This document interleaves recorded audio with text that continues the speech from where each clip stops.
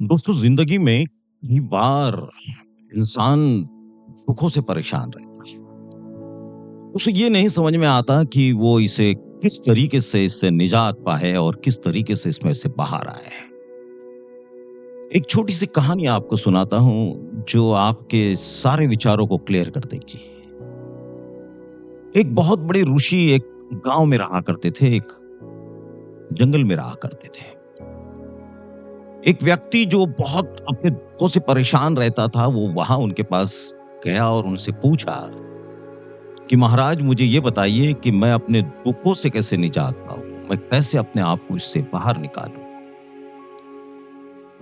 ऋषि महाराज ने बड़ी शांत प्रिय से कहा कि ठीक है, चलिए मेरे साथ, हम लोग जंगल में जाते हैं। वो भाई भी उनके साथ में हो लिए।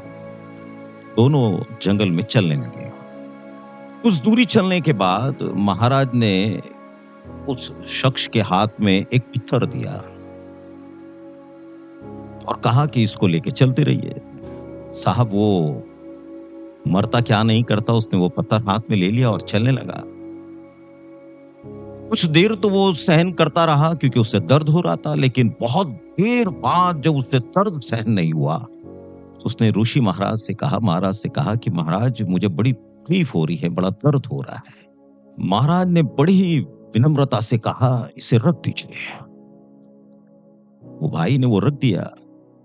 महाराज ने उससे कहा कि इससे तुमने क्या सीखा। इनको तो कुछ समझ में नहीं आया क्योंकि वो दर्द से परेशान और बेहाल थे। उन्होंने कहा कि महाराज मुझे तो नहीं समझ में आ रहा है, आप बताइए।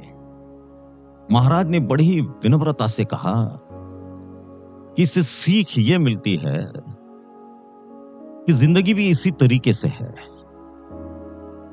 1 मिनट रखने से दर्द चलता रहा, 1 घंटा और रखने से दर्द बढ़ता रहा, और अगर आप इसको और लेके चलते तो ये दर्द आपके खत्ते पे लगातार चलता रहता। जब आपने इसे रख दिया तो आपने बहुत ही राहत महसूस की।